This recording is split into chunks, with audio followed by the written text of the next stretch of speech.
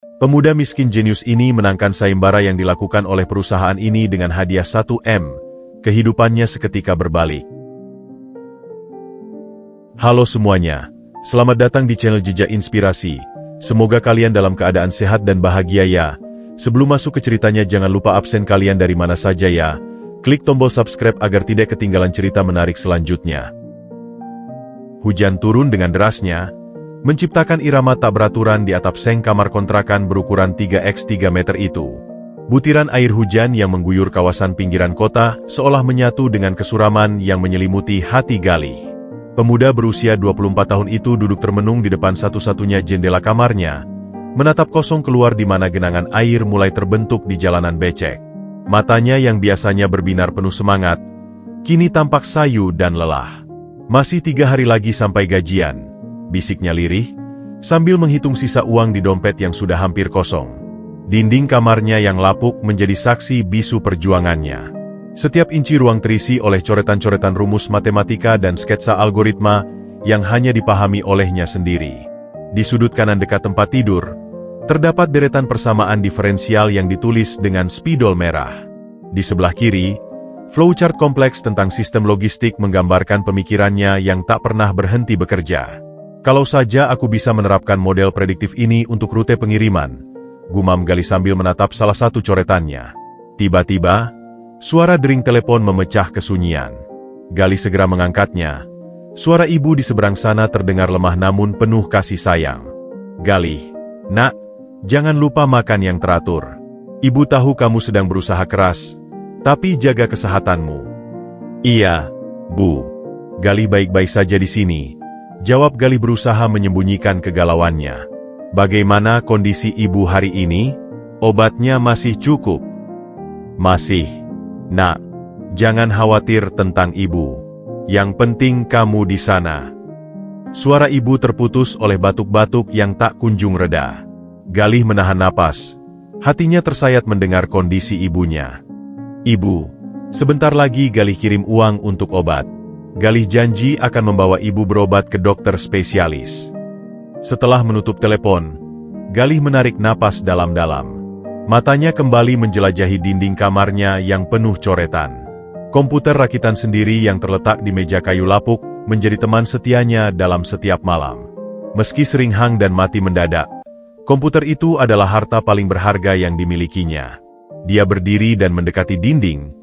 Jarinya menelusuri satu persamaan yang baru saja ditulisnya semalam. Model distribusi Poisson bisa kuterapkan di sini, bisiknya sambil mengambil spidol dan menambahkan beberapa variabel baru. Hujan di luar semakin deras, tapi Galih justru merasa paling hidup ketika berada dalam ruang kecilnya ini, berdua dengan pemikiran-pemikirannya. Tiba-tiba, ketukan pintu membuyarkan konsentrasinya. Galih, bayar kontrakan sudah lewat seminggu. Teriak suara pemilik kos dari luar. Galih membuka pintu dengan wajah memohon. Pak Budi, maaf sekali. Tolong diberi kelonggaran 2 hari lagi. Besok saya terima gaji dari pengiriman. Pak Budi menghela napas. Kamu anak baik, Galih. Tapi saya juga butuh uang untuk biaya hidup. Ini sudah bulan ketiga kamu telat. Saya janji, Pak. Besok pasti saya bayar. Ucap Galih dengan penuh keyakinan. Setelah Pak Budi pergi, Galih kembali ke dalam kamarnya yang sempit. Dia menatap komputer tuanya, lalu melihat coretan-coretan di dinding. Suatu hari nanti, tekadnya dalam hati, aku akan membuktikan bahwa ide-ide ini tidak hanya sekedar coretan di dinding. Dia duduk kembali di depan komputer, menyalakannya, dan mulai mengetik kode program sambil berharap suatu saat kerja kerasnya akan membuahkan hasil. Keesokan harinya, matahari pagi menyembul pelan dari balik gedung-gedung rendah, mengeringkan genangan air hujan semalam. Udara masih terasa lembab dan segar ketika Galih sudah bersiap dengan motornya yang butut. Helm birunya yang penuh goresan terpasang kencang, sementara jaket jeansnya yang sudah pudar warnanya menahan angin pagi yang menusuk. Hari ini, seperti biasa, dia harus mengejar setoran. Targetnya jelas. Mengantar 10 paket sebelum jam 12 siang agar bisa mendapat bonus dari perusahaan jasa pengiriman. Bonus itu sangat ia butuhkan, bukan hanya untuk membayar kontrakan yang sudah ditagih Pak Budi kemarin, tetapi juga untuk menambah biaya pengobatan ibunya. Galih, Nih daftar pengiriman untuk wilayah kota hari ini, ujar supervisor di gudang, Pak Roni, sambil menyodorkan selembar kertas printout yang sudah agak kusut. Hati-hati di jalan, ya. Laporan cuaca bilang siang nanti mungkin hujan lagi. Siap, Pak. Ini berapa paket total? Tanya Galih sambil cepat memindai daftar alamat-alamat yang harus dia tuju. 15. Tapi yang harus selesai sebelum jam 2 siang cuma 8. Yang lain boleh sampai sore, jawab Pak Roni sambil menepuk pundak Galih. Kamu kan kurir paling cepat kita. Saya yakin bisa. Galih hanya tersenyum tipis. Kecepatannya bukan tanpa alasan. Dia punya metode sendiri dalam merencanakan rute, sebuah sistem yang dia kembangkan berdasarkan pengalaman dan sedikit penerapan logika matematika yang dia pahami. Meski hanya menggunakan aplikasi Maps biasa, dia selalu berhasil menemukan jalur tercepat, menghindari kemacetan yang bisa diantisipasi. Perjalanan pagi itu berjalan lancar. Paket pertama dan kedua berhasil diantarkan tepat waktu. Saat menuju alamat ketiga, di sebuah perkantoran di pusat kota, lampu merah memaksanya berhenti. Di sebelahnya, seorang wanita muda terlihat sedang berbicara keras-keras melalui handsfree-nya di mobil mewahnya. Apa? Hadiahnya 1 miliar? Untuk sayembara algoritma. Telinga Galih langsung menyaring pembicaraan itu. Hatinya berdegup sedikit lebih kencang. Sayembara? Algoritma? Dua kata itu seperti magnet baginya. Saat lampu hijau menyala, Galih memacu motornya pelan, sambil mencoba tetap berada di dekat mobil wanita itu. Sayangnya, mobil tersebut belok ke kanan, sementara dia harus lurus. Galih menghela napas, mencoba melupakan rasa penasarannya. Mungkin itu hanya pembicaraan biasa, atau mungkin dia salah dengar. Siang hari, setelah berhasil mengantar paket ke-8 tepat sebelum jam 2, Galih memutuskan untuk beristirahat sejenak. Dia menepi di sebuah warung kopi sederhana di pinggir jalan. Warung itu hanya memiliki beberapa meja kayu dan bangku plastik, tapi kopinya cukup terkenal enak di kalangan pengendara motor. Dia memesan segelas kopi hitam dan sepiring nasi rames sederhana. Sambil menunggu pesanannya, dia membuka aplikasi media sosial di HP layar retaknya, sekadar untuk mengisi waktu. Bret, notifikasi dari sebuah akun teknologi yang dia ikuti muncul. Judulnya langsung menyita seluruh perhatiannya. Tech Giant Inc. umumkan sayembara The Future Algorithm, hadiah 1 miliar rupiah. Jari Galih gemetar. Dia mengeklik berita itu. Matanya menyapu cepat setiap kata. Sayembara terbuka untuk umum, menciptakan algoritma prediksi dan optimasi distribusi logistik real-time, akurasi di atas 98%, hadiah 1 miliar rupiah, periode pengumpulan 2 minggu. Dia terdiam, kopi yang diantarkan mbak warung terlupakan. 1 miliar. Angka yang begitu besar, hampir tak terbayangkan. Dengan uang segitu, dia bisa mengobati ibunya sampai tuntas, melunasi semua hutang, membeli rumah kecil, bahkan mungkin menyekolahkan diri lagi. Ini adalah kesempatan yang tidak boleh dia lewatkan. Mas Galih, kopinya nanti dingin, tegur pemilik warung, Bu Siti, yang sudah hafal dengan pelanggan setianya ini. Galih mengangkat kepala, matanya masih berkaca-kaca. Bu, boleh saya lihat berita ini sebentar? Penting. Ya, silakan. Mau charge HP juga? Stop kontak di sana, ujar Bu Siti ramah. Galih mengangguk, sambil terus membaca syarat dan ketentuan sayembara. Jantungnya berdebar kencang. Tantangannya persis di bidang yang dia geluti selama ini, baik secara teori melalui otodidak, maupun secara praktik sebagai kurir. Dia memahami betul masalah dalam distribusi logistik. Dia mengalaminya setiap hari. Dari kemacetan tak terduga, rute yang tidak efisien, hingga ketidakakuratan perkiraan waktu pengiriman. Tuhan, bisiknya pelan, apakah ini jawaban dari doa-doa saya? Dia membayangkan coretan-coretan di dinding kamarnya. Rumus-rumus yang selama ini dianggap orang sebagai kegilaan, mungkin sekarang bisa menjadi jalan keselamatan. Algoritma yang dia coba kembangkan berdasarkan pengalaman nyata di jalanan, menggabungkan data real-time dengan model prediktif sederhana, tiba-tiba terasa sangat berharga. Tapi keraguan mulai menyusup. Siapa dirinya? Hanya seorang kurir miskin, lulusan SMA, tanpa gelar sarjana, apalagi pengalaman kerja di perusahaan teknologi. Bagaimana mungkin dia bisa bersaing dengan para programmer hebat, lulusan universitas ternama, atau bahkan tim-tim riset yang sudah berpengalaman? Dia memandang motornya yang parkir di tepi jalan, penuh dengan debu dan lumpur. Lalu dia melihat HP murahnya yang layarnya retak. Kemudian dia membayangkan wajah ibunya yang selalu tersenyum meski dalam kesakitan. Tidak, guman Galih dengan suara lirih namun penuh keyakinan. Aku harus mencoba. Untuk ibu. Dia menyelesaikan kopinya dengan cepat, membayar pesanan, dan segera meluncur ke tujuan pengiriman berikutnya. Tapi sekarang, ada api baru yang menyala dalam hatinya. Setiap gang sempit yang dia lalui, setiap kemacetan yang dia hadapi, setiap ketidakpastian di jalan raya, bukan lagi sekadar rintangan pekerjaan. Mereka adalah data, adalah masalah nyata yang harus dipecahkan oleh algoritmanya. Dia mulai memperhatikan pola-pola lalu lintas dengan kesadaran baru, mencatat mental titik-titik rawan macet, dan memikirkan variabel-variabel apa saja yang bisa mempengaruhi efisiensi distribusi.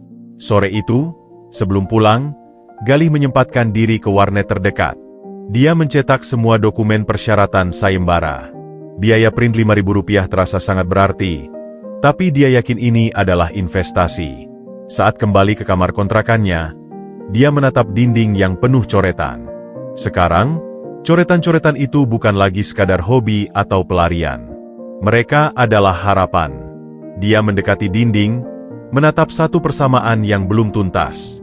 Aku akan menyelesaikanmu, katanya pada rumus itu, seolah-olah dia sedang berbicara pada seorang sahabat. Kita punya misi sekarang. Malam itu, di kamar 3x3 meter yang lembab, dengan komputer tua yang sering hang, seorang pemuda miskin memulai perjuangan baru. Perjuangan yang tidak hanya untuk bertahan hidup, tetapi untuk membuktikan bahwa dalam kepala setiap orang, ada potensi yang bisa mengubah takdir, asalkan ada keberanian untuk mencoba dan ketekunan untuk mewujudkannya. Malam itu, kamar kontrakan 3x3 meter itu terasa berbeda. Udara yang biasanya dipenuhi kesunyian dan keputusasaan, kini seakan bergetar oleh energi baru. Galih duduk terpaku di depan komputernya yang tua, matanya tak lepas dari dokumen persyaratan sayembara yang berhasil dia print tadi siang. Selembar kertas itu terasa begitu berat di tangannya, bagaikan mengangkut seluruh harapan dan ketakutannya sekaligus. 2 minggu, bisiknya lirih, menatap kalender tua yang tergantung di dinding. 14 hari untuk menciptakan sesuatu yang harus mengalahkan ratusan, mungkin ribuan peserta lain. Jari-jarinya mengetuk-ngetuk meja kayu yang lapuk, mengikuti irama detak jantungnya yang tak beraturan. Dia membuka laman resmi sayembara, membaca ulang setiap detail persyaratan. Peserta harus mampu membuat presentasi yang menjelaskan konsep algoritma secara komprehensif, ucapnya pelan. Lalu matanya tertumbuk pada syarat lain. Peserta diharuskan memiliki latar belakang pendidikan atau pengalaman di bidang teknologi informasi. Galih menarik napas dalam. Latar belakang pendidikan? Dia hanya lulusan SMA. Pengalaman di bidang teknologi? Satu-satunya pengalaman adalah mengotak-atik komputer bekas dan menulis kode di sela-sela waktu mengantar paket. Bisakah aku benar-benar melakukan ini? Tanyanya pada bayangannya sendiri di layar monitor yang mulai buram. Tiba-tiba, ingatannya melayang pada 5 tahun yang lalu. Saat itu, dia baru saja lulus SMA dan harus mengubur mimpinya untuk kuliah di teknik informatika. Ayahnya yang sudah meninggal meninggalkan hutang yang banyak, sementara ibunya mulai sakit-sakitan. Pilihannya hanya satu, bekerja. Nak, ibu minta maaf, kata ibunya kala itu, tangisnya terseduh-seduh. Kalau saja keadaan kita. Jangan khawatir, Bu, potong Galih kala itu, memeluk ibunya yang ringkih. Galih akan tetap belajar, dengan atau tanpa kuliah. Janji itu yang membawanya ke perpustakaan kota setiap akhir pekan, menyelinap ke warnet untuk mengunduh materi pemrograman, dan menghabiskan malam-malam panjang dengan buku-buku bekas yang dia beli di pasar loak. Kembali ke realita, Galih membuka folder berisi proyek-proyek algoritma yang pernah dia coba buat. Ada sistem prediksi cuaca sederhana, model optimasi rute transportasi umum, bahkan prototipe untuk memprediksi harga barang pokok. Semua karya amatir, belum pernah diuji secara profesional. Tiba-tiba, teleponnya berdering. Dari layar terpampang foto ibu yang tersenyum lemah. Galih, sudah makan? Suara ibu di seberang tetap hangat meski terdengar lemah. Sudah, Bu. Tadi malam saya masak nasi dan telur, jawab Galih berusaha terdengar ceria. Ibu bagaimana? Sudah minum obat? Iya, Nak. Tadi siang habis obat yang terakhir. Tapi tidak usah khawatir. Besok ibu coba ke puskesmas saja. Galih menahan napas. Obat itu harusnya diminum rutin. Tidak bisa diganti dengan obat dari puskesmas. Tapi uang untuk membeli obat bulan depan belum ada. Ibu, jangan ke puskesmas. Galih akan kirim uang untuk obat besok, katanya dengan keyakinan yang dibuat-buat. Tapi, Nak, uangmu. Galih dapat bonus dari kerja, Bu. Jangan khawatir, bohongnya halus. Ibu harus istirahat yang cukup, ya. Setelah menutup telepon, Galih menatap dokumen sayembara itu lagi. Keraguan yang tadi menghantuinya seakan sirna digantikan oleh tekad baja. Ini bukan lagi tentang membuktikan kemampuan. Ini tentang menyelamatkan ibu yang dia cintai. Dia berdiri dan mendekati dinding kamarnya, menatap coretan-coretan yang selama ini dianggapnya sebagai teman. Kalian adalah pendidikan sejatiku, ucapnya sambil menyentuh sebuah persamaan matematika kompleks. Mereka punya gelar, tapi kita punya pengalaman nyata di jalanan. Dia mengambil spidol baru dan mulai menuliskan kerangka algoritma yang akan dia buat. Tangannya bergerak lincah, seolah didorong oleh kekuatan dari dalam. Setiap garis, setiap simbol, adalah buah dari pengalamannya menghadapi kemacetan, menemukan jalan pintas, dan memahami pola lalu lintas kota.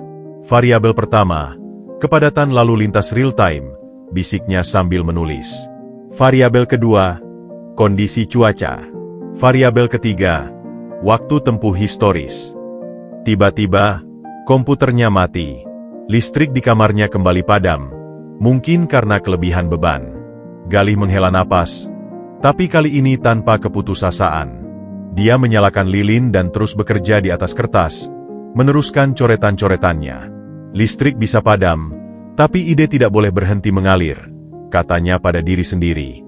Pukul 3 pagi, mata Galih sudah berat, tapi pikirannya masih terjaga. Dia telah berhasil membuat kerangka dasar algoritma yang dia beri nama LogiSmart.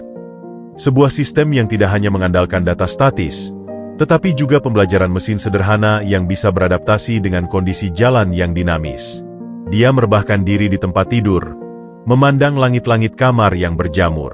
Aku mungkin tidak punya gelar, tidak punya laboratorium canggih, tidak punya tim pendukung, gumamnya pelan. Tapi aku punya sesuatu yang tidak dimiliki mereka. Pengalaman sebagai orang yang setiap hari bergelut dengan masalah nyata di jalanan. Dalam kegelapan, dia tersenyum. Keraguan masih ada, tapi sekarang dia punya alasan yang lebih kuat untuk melawannya. Untuk pertama kalinya dalam berbulan-bulan, dia tertidur dengan harapan baru bersemi di hatinya.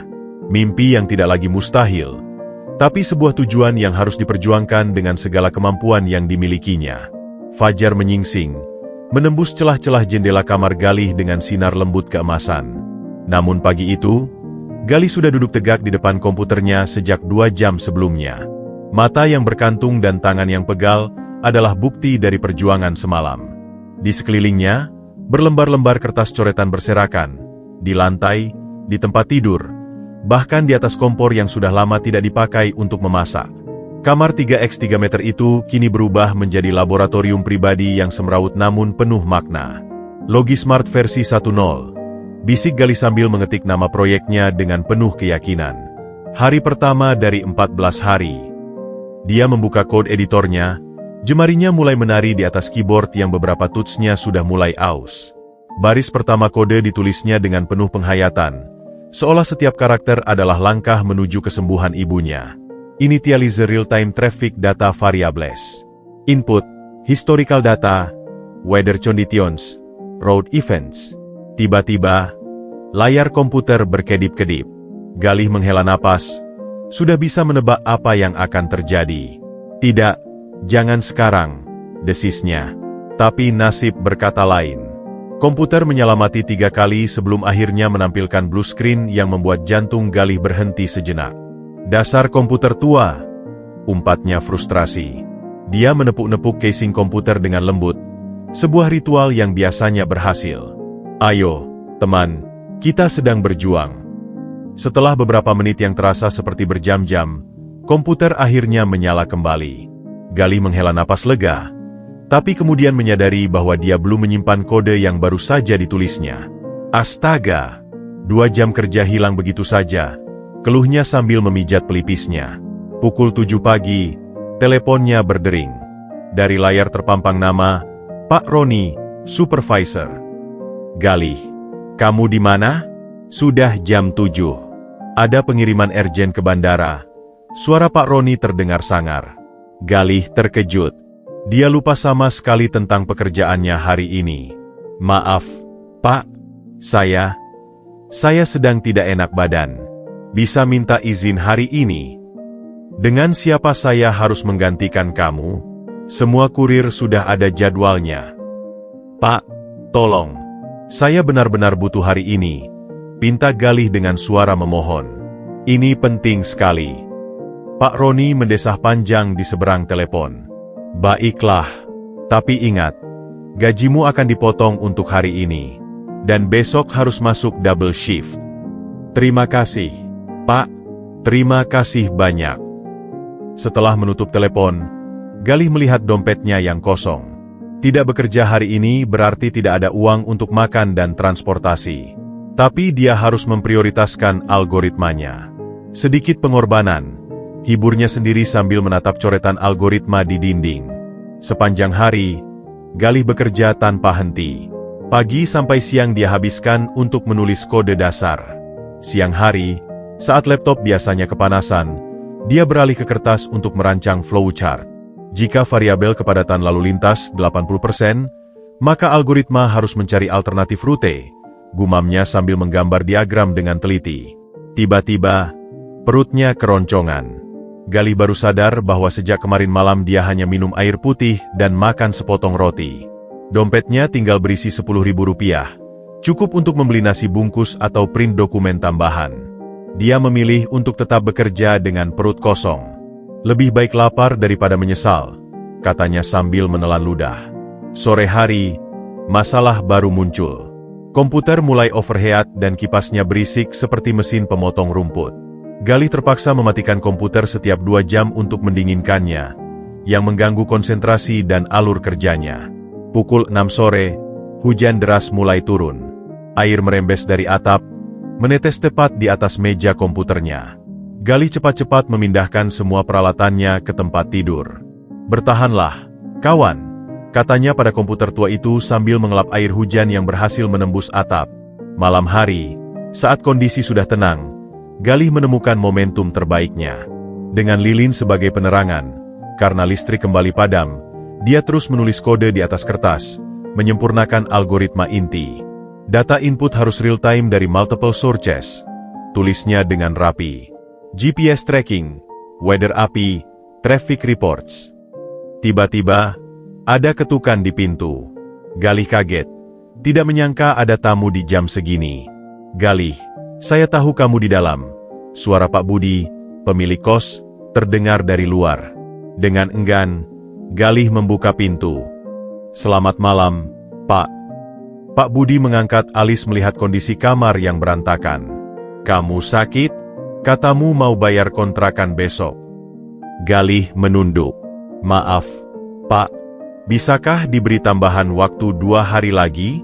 Saya sedang mengerjakan proyek penting. Proyek apa? Lihat kamarmu. Dinding penuh coretan, kertas berserakan. Kamu jangan-jangan terlibat sesuatu yang tidak baik. Tidak, Pak. Saya sedang ikut sayembara. Hadiahnya besar. Jika menang, saya bisa bayar semua tunggakan. Pak Budi menghela napas. Matanya scan sekeliling kamar. Sayembara? Hadiah besar?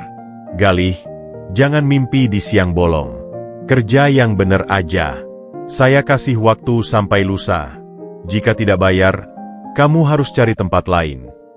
Setelah Pak Budi pergi, Galih menutup pintu dengan perasaan campur aduk. Tekanan semakin besar, tapi justru itu yang membuatnya lebih termotivasi. Dia kembali ke meja kerjanya, menyalakan lilin baru. Mereka boleh meragukanku, tapi aku tidak boleh meragui diriku sendiri. Pukul 2 pagi, Galih akhirnya menyelesaikan kerangka dasar algoritmanya. Mata yang berat dan perut yang lapar terbayar sudah dengan kepuasan melihat karya pertamanya terbentuk. Dia berdiri dan meregangkan badan, mendekati jendela. Hujan sudah reda. Langit malam dipenuhi bintang-bintang yang berkelip. "Ibu," bisiknya, "suatu hari nanti, Galih akan membuat ibu bangga. Percayalah pada Galih." Dia mematikan lilin dan merebahkan diri, tapi pikirannya masih terus bekerja. Dalam kegelapan, dia menyadari bahwa perjuangan ini bukan hanya tentang uang atau hadiah. Ini tentang membuktikan bahwa setiap orang, tidak peduli seberapa sederhana latar belakangnya, punya hak untuk bermimpi dan berjuang mewujudkannya. Esok hari akan membawa tantangan baru, tapi malam ini, dengan algoritma pertamanya yang sudah terbentuk, Galih merasa satu langkah lebih dekat kepada mimpinya. Hari ketiga pengerjaan algoritma, kondisi Galih semakin memprihatinkan. Mata yang sembab dan tangan yang gemetar adalah bukti dari 3 hari hidup dengan konsumsi seadanya. Komputer tuanya semakin rewel, sering hang di saat-saat kritis ketika dia sedang menguji bagian penting dari kodenya. Uang 10.000 terakhirnya sudah habis untuk membeli 2 bungkus mie instan dan sebotol air mineral. Tidak bisa seperti ini, gumam Galih frustrasi sambil menepuk-nepuk monitor komputer yang kembali freeze. "Aku butuh sumber daya yang lebih baik." Dengan berat hati, dia memutuskan untuk pergi ke warung kopi langganannya yang menyediakan stop kontak gratis. Setidaknya di sana dia bisa mengisi daya laptop dan sekaligus mencari inspirasi baru. Mungkin perubahan suasana bisa membantunya memecahkan kebuntuan dalam algoritma yang sedang dia hadapi. Saat sampai di warung kopi, Galih memilih sudut paling pinggir dekat stop kontak. Dia membuka laptop tua yang kini harus selalu terhubung ke charger karena baterainya sudah bocor.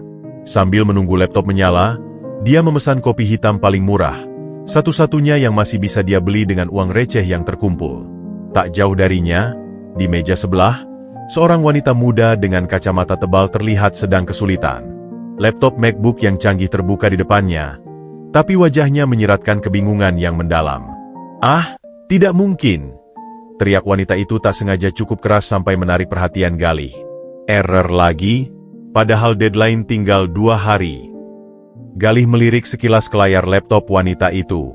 Dari kejauhan, dia bisa melihat kode program yang penuh dengan error messages. "Maaf, Mbak," ucap Galih hati-hati. "Saya lihat dari tadi Anda kesulitan. Ada yang bisa saya bantu?" Wanita itu menatap Galih dengan curiga, melihat penampilannya yang lusuh dan laptop tua di depannya. "Terima kasih, tapi saya rasa tidak perlu. Ini tugas kuliah yang cukup rumit." Galih tersenyum kecil. "Saya paham, tapi terkadang, mata segar bisa membantu menemukan kesalahan yang terlewat." Dia berdiri dan mendekati meja wanita itu dengan sopan. "Boleh saya lihat?" Dengan ragu-ragu, wanita itu mempersilakan Galih melihat layarnya. "Ini tentang optimasi algoritma graf untuk masalah traveling salesman. Saya sudah coba segala cara, tapi selalu stuck di runtime error." Galih memeriksa kode tersebut dengan seksama. Matanya yang tajam langsung menangkap masalahnya. "Di sini, baris 147. Anda lupa inisialisasi array sebelum menggunakannya. Dan di sini, jarinya menunjuk ke bagian lain. Memori allocationnya tidak dibersihkan, jadi terjadi memory leak." Wanita itu terkesima. "Bagaimana Anda bisa tahu begitu cepat? Saya sudah menghabiskan berjam-jam untuk debug." Galih hanya tersenyum. "Kebiasaan saja. Saya sering bekerja dengan perangkat terbatas, jadi harus efisien dalam menulis kode." "Mbak Rara, ternyata kamu di sini." Suara dari depan warung membuat wanita itu menoleh. Seorang temannya datang menghampiri. "Oh, Andi, ini, ada yang membantu memperbaiki kode kita," kata Rara sambil menunjuk Galih. Andi memandang Galih dari ujung kepala sampai kaki dengan ekspresi merendahkan. "Dia? Kurir ya? Bisa programming?" Rara tampak tersipu malu. Dia baru saja menemukan error yang kita cari-cari selama 2 hari. Galih merasa tak nyaman dengan tatapan Andi. "Saya sudah selesai membantu. Silakan dilanjutkan." Saat Galih berbalik untuk kembali ke mejanya, Rara menghentikannya. "Tunggu. Saya belum terima kasih. Nama saya Rara, mahasiswa informatika. Ini tugas proyek akhir saya. Galih, balasnya singkat. Saya harus kembali ke pekerjaan saya. Rara penasaran. Anda juga programmer? Sedang mengerjakan proyek apa? Dengan enggan, Galih menunjukkan layar laptop tuanya yang penuh dengan kode algoritma Logismart. Saya sedang ikut sayembara Tech Giant. Matanya Rara membulat. A future algorithm? Itu lomba yang sangat bergengsi. Tapi, dia memandang laptop Galih yang tua. Dengan perangkat ini, Galih menghela napas. Ini yang saya punya. Tapi saya percaya, yang penting adalah ide, bukan alatnya. Saat itu juga, laptop Galih tiba-tiba mati. Layar menjadi hitam tanpa peringatan. Battery problem? Tanya Rara prihatin. Bateri sudah bocor. Harus selalu tersambung charger. Jawab Galih putus asa. Tampaknya chargernya juga sudah rusak. Dia mencoba menyalakan laptopnya berkali-kali, tapi gagal. Wajahnya pucat, membayangkan semua pekerjaan 3 hari terakhir hilang begitu saja. Rara diam sejenak, sepertinya mempertimbangkan sesuatu. Galih, saya punya usulan. Bagaimana kalau kamu pinjam laptop saya untuk sementara? Galih terkejut. Apa? Tidak mungkin. Laptop semahal ini. Listen, potong Rara. Proyek saya sudah selesai berkat bantuanmu. Dan saya lihat karyamu sangat promising. Tech Giant adalah impian setiap programmer. Jika kamu menang, itu akan membuka banyak peluang. Tapi Andi menyela. Rara, kamu gila? Meminjamkan MacBook ke orang yang tidak kamu kenal. Dia sudah membantu kita, Andi. Dan saya percaya padanya. Jawab Rara dengan tegas. Dia menatap Galih. Bagaimana? Mau tidak? Galih ragu-ragu. Saya tidak tahu harus berkata apa. Tapi saya tidak bisa menerimanya. Terlalu berisiko untuk Anda. Justru lebih berisiko jika ide brilianmu tidak bisa terselesaikan karena masalah teknis, balas Rara. Saya akan meminjamkannya dengan syarat. Syaratnya. Pertama, kamu harus mengizinkan saya melihat progres kerjamu. Kedua, jika ada masalah dalam programming, kita bisa diskusi bersama. Ketiga, Rara tersenyum, kamu harus berjanji akan mengantarkan laptop ini kembali dengan selamat. Air mata berkaca-kaca di mata Galih. Anda benar-benar mau menolong saya? Padahal kita baru kenal. Kadang pertolongan terbaik datang dari orang yang tidak kita kenal, kata Rara sambil sudah mulai mematikan laptopnya dan memasukkan ke dalam tas. Ayo, kita pindah ke perpustakaan kampus. Di sana ada wifi cepat dan suasana yang kondusif. Andi masih mencoba membujuk Rara untuk berubah pikiran, tapi Rara tetap pada pendiriannya. Percayalah pada instingku, Andi. Dia spesial. Di perpustakaan kampus, untuk pertama kalinya dalam hidupnya, Galih merasakan bekerja dengan perangkat yang mumpuni. Kecepatan prosesor, kecerahan layar, kestabilan sistem, semuanya begitu berbeda dengan komputer tuanya. Luar biasa, bisiknya takjub. Saya bisa menjalankan 3 virtual machine sekaligus tanpa lag. Rara tersenyum melihat reaksi Galih. Sekarang, tunjukkan padaku algoritmamu yang hebat itu. Mereka pun menghabiskan sore itu dengan diskusi intensif. Rara terkesima dengan kedalaman pemahaman Galih tentang masalah logistik nyata, sementara Galih belajar banyak dari Rara tentang teknik-teknik programming modern yang selama ini tidak bisa dia praktikan karena keterbatasan perangkat. Saatnya pulang, kata Rara saat matahari mulai terbenam. Kamu bawa laptop ini. Besok kita ketemu lagi di sini. Galih memegang tas berisi laptop dengan perasaan campur aduk, haru, syukur, dan tekad yang membara. Saya tidak akan mengecewakan kepercayaan Anda, Rara. Janji. Perjalanan pulang ke kamar kontrakan terasa berbeda hari itu. Galih tidak hanya membawa sebuah laptop canggih, tapi juga sebuah keyakinan baru bahwa masih ada orang yang percaya padanya. Dan keyakinan itu memberinya kekuatan untuk terus berjuang, tidak hanya untuk hadiah 1 miliar, tapi juga untuk membuktikan bahwa kepercayaan Rara tidak salah tempat. Malam itu, Dengan perangkat yang layak untuk pertama kalinya, Galih bekerja sampai larut dengan semangat baru. Setiap baris kode yang ditulisnya adalah bentuk rasa syukur. Setiap algoritma yang disempurnakannya adalah janji untuk tidak mengecewakan orang yang telah memberinya kesempatan. Malam itu, udara di kos-kosan terasa lebih pengap dari biasanya. Reno, teman sekamar Galih, duduk di kamarnya sambil memainkan ponsel dengan wajah masam. Dari balik dinding tipis, dia bisa mendengar suara keyboard Galih yang tak henti-hentinya diketuk. Suara itu seperti menusuk-nusuk telinganya, mengingatkannya pada kesenjangan di antara mereka. Laptop baru, ya? Gerutu Reno dalam hati. Dari mana dapat uang, sih? Miskin-miskin tapi bisa beli laptop mahal. Dia berdiri dan berjalan pelan ke kamar mandi, sengaja melewati kamar Galih yang pintunya agak terbuka. Dari celah itu, matanya menangkap pemandangan yang membuatnya terkesima. Galih sedang asyik bekerja dengan laptop mengilap yang jelas-jelas bukan barang murah. Wah, ternyata naik kelas nih, bisiknya sinis. Saat kembali dari kamar mandi, Reno berhenti sejenak di depan kamar Galih. Lagi ngapain, Gil? Dari tadi malam keyboard MU berisik sekali. Galih menoleh. Wajahnya cerah namun mata sudah sembab. Lagi ngerjain proyek penting, Ren. Maaf kalau berisik. Reno menyandarkan diri di kusen pintu. Matanya mengamati sekeliling kamar. Proyek apa? Kok pakai laptop baru? Dapat dari mana? Ini pinjem, Ren. Kebetulan ada yang mau bantu. Jawab Galih singkat sambil kembali fokus ke layar. Tapi Reno tidak mudah diusir.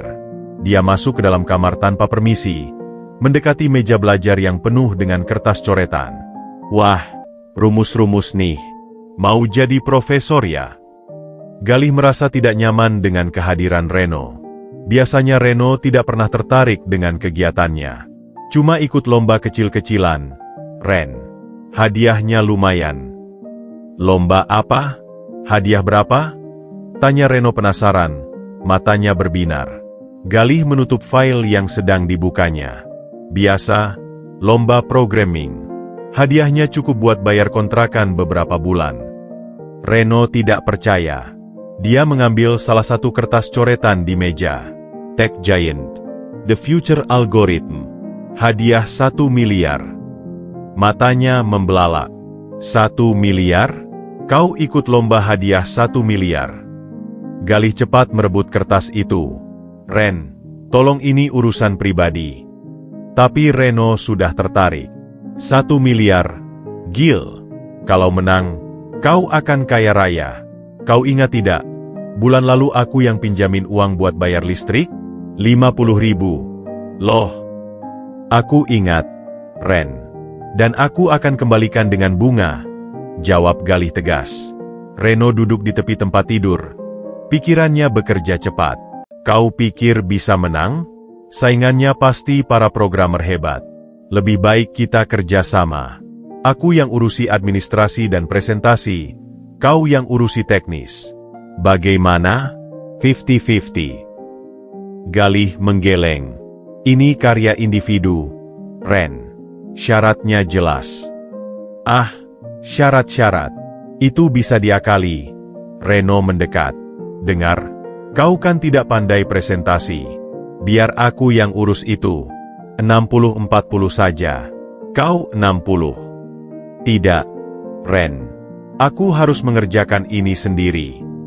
Wajah Reno berubah masam. Baiklah. Tapi ingat, jangan datang meminta bantuan kalau ada masalah nanti. Setelah Reno meninggalkan kamarnya, Galih menghela napas lega. Tapi sesuatu dalam kata-kata Reno membuatnya waspada. Dia memutuskan untuk lebih berhati-hati dengan karyanya. 2 hari berlalu. Galih dan Rara semakin intens bekerja sama di perpustakaan kampus. Kemajuan algoritma Logismart sangat signifikan. Akurasi prediksi sudah mencapai 92%, mendekati syarat 98% yang diminta. Sungguh luar biasa, puji Rara suatu sore. Dengan data terbatas, kau bisa mencapai akurasi setinggi ini. Ini berkat bantuanmu, Rara. Tanpa laptop dan masukanmu, mustahil aku bisa sampai sini, jawab Galih tulus.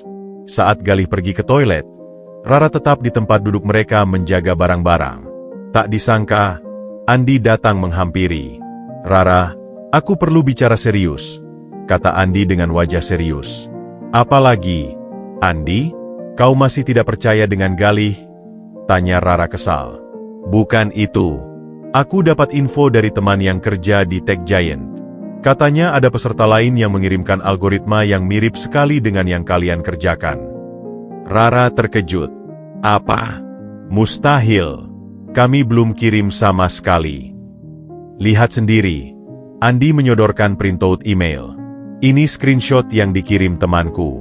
Algoritmnya bernama Logimax, tapi struktur dan pendekatannya mirip sekali dengan yang kalian buat." Rara memeriksa dokumen itu dengan cermat. Wajahnya pucat. Ini memang mirip. Tapi bagaimana bisa?" Saat Galih kembali, Rara segera menunjukkan dokumen itu. "Galih, lihat ini. Apa kau share karya kita ke seseorang?" Galih shock. "Tidak. Aku hanya kerja di sini dan di kamar. Tidak mungkin ada yang tahu." Tiba-tiba, dia teringat sesuatu. Kecuali apa?" tanya Rara panik. "Reno, teman sekamarku. Dia sempat lihat coretan-coretanku. Tapi tidak mungkin dia bisa memahami ini." Andi menyela. "Reno? Reno Pratama? Aku kenal dia. Dia dulu juniorku di kampus. Memang dia drop out, tapi dulu dia cukup pintar programming." Segalanya menjadi jelas. Galih berlari keluar perpustakaan, diikuti Rara dan Andi. Mereka menuju kos-kosan dengan hati berdebar. Saat sampai di kamar Galih, pemandangan yang mereka lihat membuat darah mendidih. Reno sedang asyik membuka file Galih di laptop tua yang ditinggalkan. "Reno, apa yang kau lakukan?" teriak Galih. Reno kaget, lalu berusaha menutup laptop. Aku cuma mau pinjam komputermu, Gil. Komputermu rusak, kan?" "Jangan bohong." Hardik Galih merebut laptopnya. "Kau mencuri karyaku? Kau kirim ke lomba dengan namamu." Reno tertawa sinis. "Berburuk sangka sekali kau, Gil. Aku cuma memanfaatkan peluang. Kau pikir hanya kau yang bisa programming?" Rara maju ke depan. "Kami punya bukti kau mengirim algoritma Logimax ke panitia. Itu plagiat." "Plagiat? Bisakah membuktikannya?" tantang Reno. "Aku sudah modifikasi cukup banyak. Dan yang penting, aku kirim lebih dulu. Kalian yang akan dianggap plagiat." Galih menggigit bibirnya sampai hampir berdarah. "Kenapa, Ren? Aku menganggapmu teman." "Teman?" Reno meledak. "Kau pikir kita sederajat? Kau cuma anak miskin yang berusaha jadi pintar. Aku butuh uang itu untuk bayar hutang judi ayahku. Keluargamu sakit-sakitan. Keluarganya juga punya masalah." Argumentasi itu membuat semua terdiam. Andi yang selama ini memandang rendah Galih, sekarang justru memandang Reno dengan jijik. "Reno, kau tahu ini tidak benar," kata Andi. "Kalau ketahuan, kau bisa dikenakan sanksi pidana." "Aku tidak peduli. Yang penting aku menang," bentak Reno sebelum berlari keluar kamar. Galih jatuh terduduk di lantai. Wajahnya hancur. Semuanya sia-sia. Dia kirim lebih dulu. Panitia pasti akan anggap kamilah yang plagiat. Rara menatapnya dengan penuh keyakinan. "Tidak, Galih. Kita tidak akan menyerah. Kita punya bukti perkembangan karya kita dari awal. Dan kita punya saksi." "Tapi bagaimana? Waktunya tinggal 3 hari lagi," keluh Galih putus asa. "Kita lawan," tegas Rara. "Aku akan bantu kau membuktikan bahwa kau adalah pencipta asli algoritma ini." Malam itu, di kamar 3x3 meter yang sempit, sebuah pertempuran baru dimulai. Bukan lagi melawan keterbatasan ekonomi atau kesulitan teknis, tapi melawan pengkhianatan dari orang terdekat. Dan Galih sadar, ini mungkin adalah rintangan terberat yang pernah dia hadapi. 3 hari setelah menemukan pengkhianatan Reno, suasana di perpustakaan kampus terasa muram. Galih dan Rara duduk berhadapan di sudut favorit mereka, Tapi kali ini tidak ada semangat yang tersisa di antara mereka. Layar laptop menunjukkan email penolakan dari panitia sayembara Tech Giant, dengan subjek yang membuat hati Galih hancur berkeping-keping. Penolakan karya, tuduhan plagiat. Galih membacanya berulang kali, seolah tidak percaya dengan apa yang dilihatnya. Dengan hormat, setelah pemeriksaan mendalam, kami menemukan kemiripan signifikan antara karya Anda dengan peserta lain yang telah terlebih dahulu mengirimkan. Oleh karena itu, dengan menyesal kami harus mendiskualifikasi partisipasi Anda. Suaranya tercekat. Mereka anggap kita yang menjiplak. Rara mengambil laptop itu, matanya menyapu cepat isi email tersebut. Wajahnya memerah karena marah. Ini tidak benar. Mereka bahkan tidak memberi kita kesempatan untuk membela diri. Bagaimana kita bisa membuktikan bahwa kitalah yang membuatnya pertama kali? Galih menunduk. Tangannya mengepal di atas meja. Reno mengirimkannya 3 hari sebelum kita. Dalam dunia programming, siapa yang mengirim pertama, dialah yang dianggap sebagai pencipta. Tapi kita punya bukti, protes Rara. Kita punya riwayat perkembangan kode, coretan-coretan di kamarmu. Bahkan aku bisa menjadi saksi bahwa aku melihatmu mengerjakan ini sejak awal. Galih menggeleng putus asa. Siapa yang akan percaya pada coretan di dinding kamar kontrakan dan kesaksian seorang mahasiswa? Tech Giant adalah perusahaan besar. Mereka punya protokol yang ketat. Dia berdiri dan berjalan menuju jendela, memandang halaman kampus yang ramai dengan mahasiswa. Semua mimpi yang dibangun selama berminggu-minggu seakan runtuh dalam sekejap. Uang 1 miliar yang diimpikan untuk mengobati ibunya, peluang untuk mengubah nasib, semuanya menguap begitu saja. Mungkin ini memang takdirku, Rara. Aku tidak dilahirkan untuk sukses. Aku hanya anak kurir miskin yang seharusnya tahu diri. Jangan bilang begitu. Rara berdiri menghampirinya. Kau adalah programmer terbaik yang pernah aku temui. Intelligence MU, dedikasimu itu yang seharusnya dihargai, bukan latar belakangmu. Tapi keraguan sudah merasuk dalam-dalam ke hati Galih. Apa gunanya pintar jika tidak diakui? Apa gunanya bekerja keras jika pada akhirnya dikalahkan oleh kecurangan? Mereka menghabiskan sisa sore itu dengan diam. Rara mencoba menghubungi panitia melalui telepon, tapi hanya dijawab oleh sekretaris yang menyatakan bahwa keputusan sudah final. Setiap penjelasan mereka ditolak dengan alasan prosedur yang harus diikuti. Saat senja tiba, Galih memutuskan untuk pulang. Aku perlu sendiri, Rara. Terima kasih atas segala bantuannya. Rara ingin menahannya, tapi melihat kondisi Galih yang begitu hancur, dia mengerti. Aku akan terus berusaha, Galih. Jangan menyerah. Perjalanan pulang ke kos-kosan terasa seperti perjalanan terpanjang dalam hidup Galih. Setiap langkah kakinya berat, seolah menarik beban kegagalan yang begitu besar. Saat melewati pusat perbelanjaan mewah, dia melihat para eksekutif muda dengan pakaian rapi keluar masuk gedung perkantoran. Mereka adalah dunia yang tidak akan pernah bisa dia masuki. Siapa aku dibandingkan mereka? Bisiknya dalam hati. Sampai di kamar kontrakannya, pemandangan yang dilihatnya membuat sakit hatinya bertambah. Reno sedang berkemas, mengisi koper dengan cepat. Kau puas sekarang? Tanya Galih dengan suara datar. Reno menoleh. Wajahnya menunjukkan campuran rasa bersalah dan pembelaan diri. Aku dapat panggilan wawancara dari Tech Giant. Mereka tertarik dengan algoritmaku. Galih tertawa pahit. Algoritmamu? Kau berani menyebutnya demikian? Dengarkan, Gil. Reno meletakkan kopernya. Aku tahu ini tidak benar. Tapi mereka akan memverifikasi kemampuanku saat wawancara. Jika aku tidak bisa menjawab, ya aku akan ketahuan. Tapi jika aku bisa melewatinya. Jadi kau berharap bisa membohongi mereka sampai akhir? Potong Galih marah. Kau pikir mereka bodoh? Tidak. Tapi, ini kesempatan untukku, Gil. Ayahku terancam disakiti debt collector jika aku tidak bayar hutangnya minggu ini. Dan dengan mengorbankanku, teriak Galih untuk pertama kalinya. Kau penderitaanku tidak seberat penderitaanmu. Pertengkaran mereka terdengar oleh penghuni kos lainnya.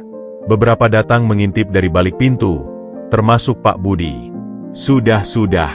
Kalau mau berkelahi, keluar dari sini, hardik Pak Budi. Reno, kau sudah aku ingatkan untuk tidak membuat masalah. Reno mengangkat kopernya. Tenang saja, Pak. Aku akan pindah. Besok aku ada wawancara kerja. Setelah Reno pergi, Pak Budi memandang Galih yang terduduk lemas di lantai. Dia curi apa darimu? Bukan barang, Pak. Tapi masa depanku, jawab Galih pelan. Pak Budi menghela napas. Hidup ini tidak adil, Nak. Tapi kau harus tetap kuat.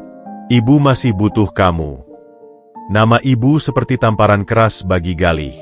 Dia ingat telepon semalam, di mana ibunya batuk-batuk sambil berusaha menyembunyikan kondisinya yang semakin parah. Aku tidak tahu harus bagaimana lagi, Pak. Malam itu, Galih tidak tidur. Dia duduk di depan laptop tua yang sudah rusak, menatap layar hitam yang mencerminkan perasaannya. Semua coretan di dinding yang dulu dia banggakan, sekarang terlihat seperti olok-olok atas kegagalannya. Pukul 2 pagi, hujan mulai turun lagi. Tetesan air merembes dari atap, mengenai tumpukan kertas berisi algoritma yang sudah tidak berguna lagi. Galih membiarkannya basah, tidak ada lagi semangat untuk menyelamatkannya. Dia mengambil foto ibu dari dalam laci, memandangi wajah lemah yang tersenyum itu. Maafkan Galih, Bu. Galih gagal. Galih tidak bisa menjadi anak yang membanggakan. Air matanya akhirnya tumpah, bercampur dengan air hujan yang berhasil menembus atap. Tangisnya yang tertahan selama ini keluar dalam isakan yang menyayat hati. Seorang pemuda yang selama ini teguh menghadapi kesulitan ekonomi, akhirnya menyerah pada keputusasaan. Mungkin lebih baik aku kembali ke kampung saja, bisiknya pada foto itu. Bekerja apa saja di sana, menemani ibu sampai. Kalimatnya tercekat. Dia tidak bisa menyelesaikannya. Tapi dalam keputusasaan yang paling dalam itu, ada sedikit keyakinan yang tersisa. Keyakinan bahwa Rara tidak akan membiarkannya menyerah begitu saja. Dan mungkin, hanya mungkin, masih ada keadilan di dunia ini untuk orang-orang yang berusaha jujur. Saat fajar menyingsing, Galih masih terduduk di lantai yang basah, dikelilingi oleh reruntuhan mimpinya. Tapi di balik keputusasaan, ada bara kecil yang masih menyala. Bara yang dinyalakan oleh persahabatan dengan Rara dan cintanya pada ibu. Bara yang kelak akan menjadi api kembali, menyala lebih terang dari sebelumnya. Pagi setelah keputusasaan Galih, Rara tiba di kos-kosan dengan membawa sarapan dan tekad baja. Wajahnya yang biasanya cerah kini dipenuhi amarah yang tertahan. Dia mengetuk pintu kamar Galih berulang kali, tapi tidak ada jawaban. Galih, aku tahu kau di dalam. Buka pintu, teriak Rara sambil terus mengetuk. Setelah beberapa menit, pintu akhirnya terbuka. Galih berdiri dengan baju yang masih basah oleh air hujan, mata bengkak, dan wajah pucat. Kamar di belakangnya berantakan. Kertas-kertas berserakan basah, coretan di dinding mulai pudar, dan laptop tua terbengkalai di lantai. Lihat keadaanmu. Rara masuk tanpa menunggu izin. Kau menyerah begitu saja? Setelah semua kerja keras kita, apa lagi yang bisa kita lakukan, Rara? Suara Galih parau. Mereka sudah menolak kita. Reno sudah menang. Tidak, bentak Rara dengan suara yang membuat Galih terkejut.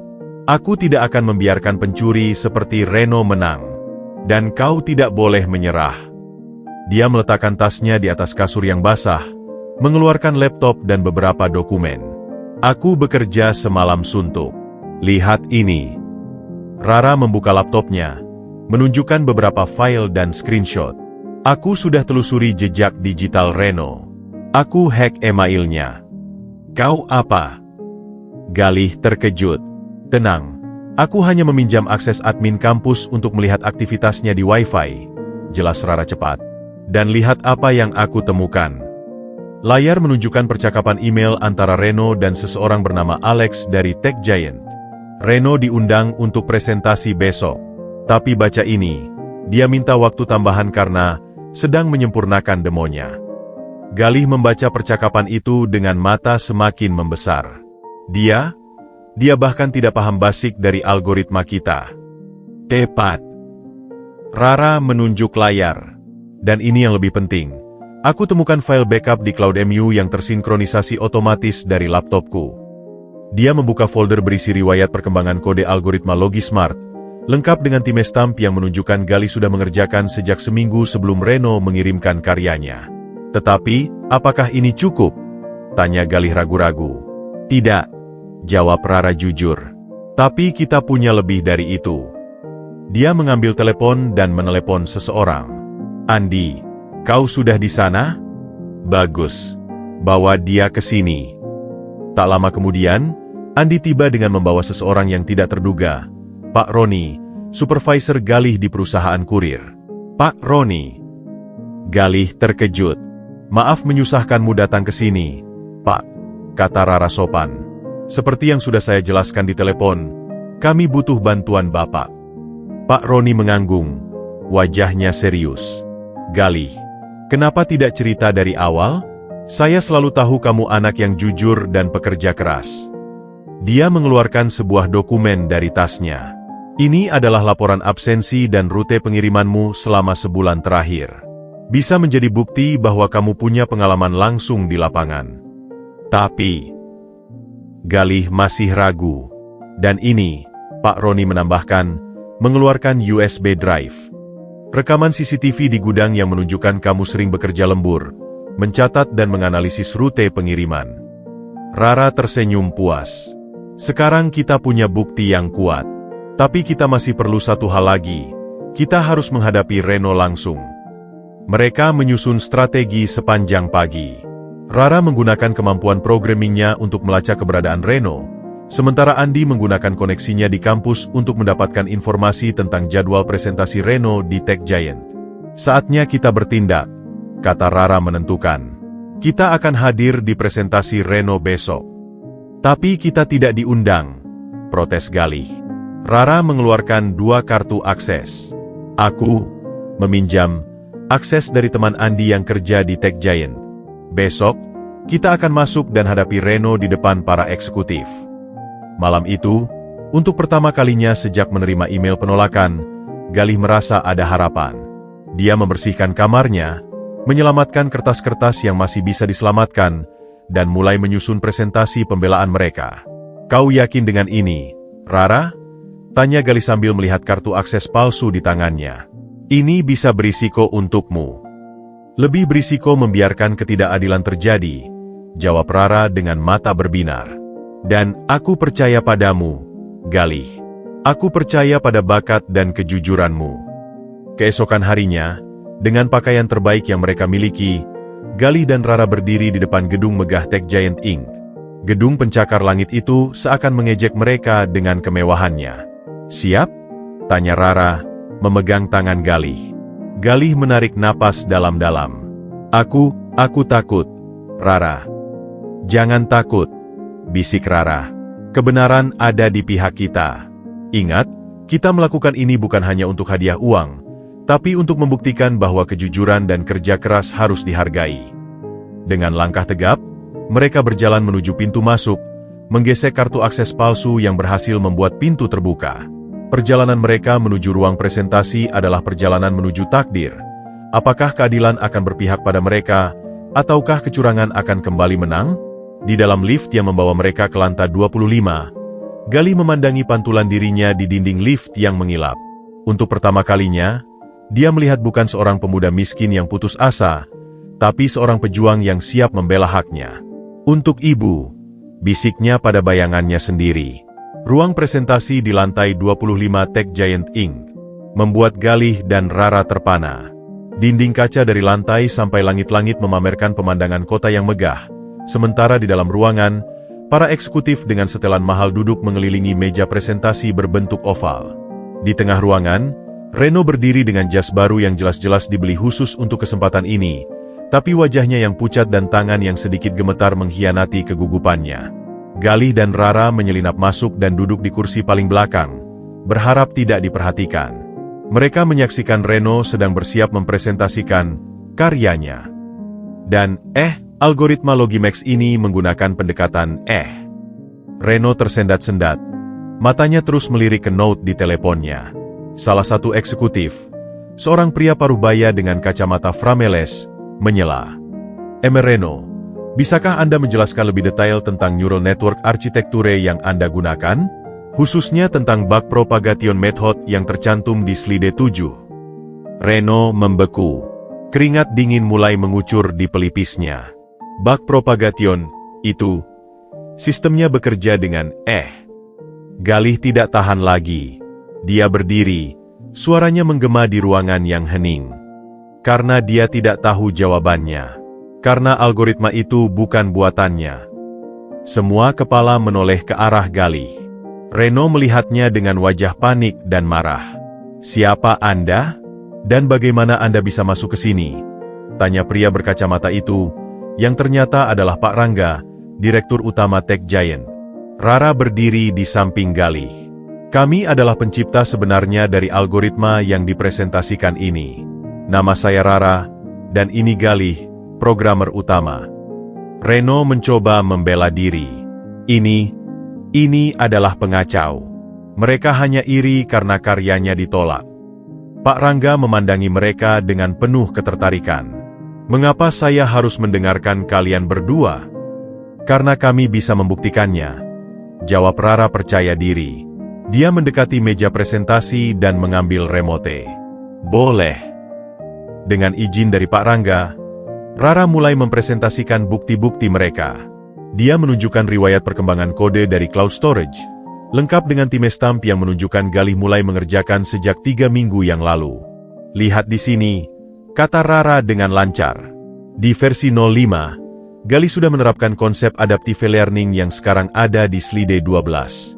Sementara menurut timestamp pengiriman Reno, dia mengirimkan karya ini hanya 2 minggu yang lalu.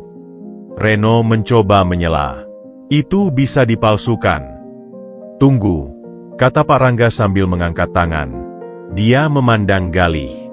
"Kalau Anda memang pencipta aslinya, bisakah Anda menjelaskan filosofi di balik decision tree di modul 3B? Galih mengambil napas dalam-dalam dan maju ke depan. Dengan suara yang jelas meski sedikit gemetar, dia mulai menjelaskan. "Decision tree itu terinspirasi dari pengalaman saya sebagai kurir. Setiap hari, saya menghadapi pilihan rute. Apakah harus mengambil jalan utama yang padat tapi stabil, atau jalan kecil yang sepi tapi berisiko macet karena adanya pasar pagi?" Dia terus menjelaskan, dengan semangat yang semakin membara. "Lihat node di sini. Saya memasukkan variabel, faktor kejutan, yang tidak ada dalam teori manapun. Itu datang dari pengalaman nyata di jalan, di mana terkadang ada kecelakaan atau perbaikan jalan yang tidak terduga." Para eksekutif mulai terlihat terkesima. Beberapa mulai mengangguk-angguk. Reno semakin panik. Dia hanya membuat-buat cerita. Tapi Pak Rangga sudah mulai melihat kebenarannya. "Reno, bisakah Anda menjelaskan mengapa Anda memilih parameter 075 di sini, bukan 08 atau 07? Reno terdiam. Matanya liar mencari-cari jawaban. Itu hasil eksperimen." "Hasil eksperimen berdasarkan apa?" desak Pak Rangga. Saat Reno masih terdiam, Rara mengeluarkan bukti terakhir. Dan ini adalah rekaman suara dari kos-kosan Galih, di mana Reno mengakui bahwa dia mencuri karya Galih karena terdesak hutang. Reno mendengar rekaman suaranya sendiri yang mengatakan, "Aku tahu ini tidak benar. Tapi mereka akan memverifikasi kemampuanku saat wawancara. Jika aku tidak bisa menjawab, ya aku akan ketahuan." Wajah Reno memucat. Dia terjatuh di kursinya, menundukkan kepala. "Baik, saya mengaku. Saya mencuri karyanya." Ruangan menjadi sunyi. Semua mata tertuju pada Reno yang tertunduk malu, lalu beralih ke Galih yang berdiri tegak di depan mereka. Pak Rangga berdiri, wajahnya serius. "Reno, Anda harus meninggalkan gedung ini segera. Tim keamanan akan mengawasi Anda keluar." Setelah Reno pergi dengan dikawal security, Pak Rangga menghampiri Galih dan Rara. "Saya minta maaf atas ketidaknyamanan ini. Dan saya terkesan dengan keberanian dan kejujuran kalian. Tapi ceritanya belum berakhir."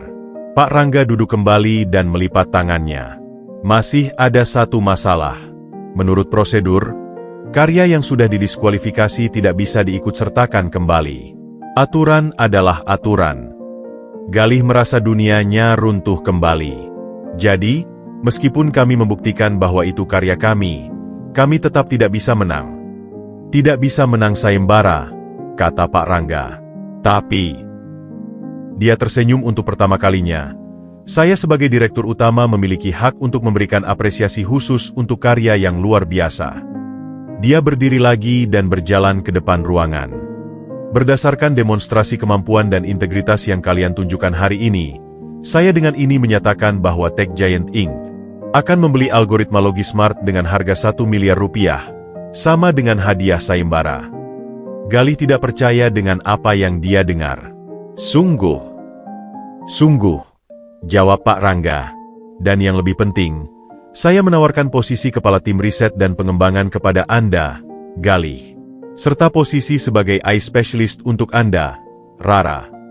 Air mata kebahagiaan mulai mengisi mata Galih. Rara memeluknya erat. Sama-sama tidak percaya dengan kejutan ini. Tapi, saya hanya lulusan SMA, bantah Galih lemah. Pak Rangga tertawa. Percayalah, pengalaman dan kemampuan yang Anda tunjukkan hari ini lebih berharga daripada segudang gelar sarjana.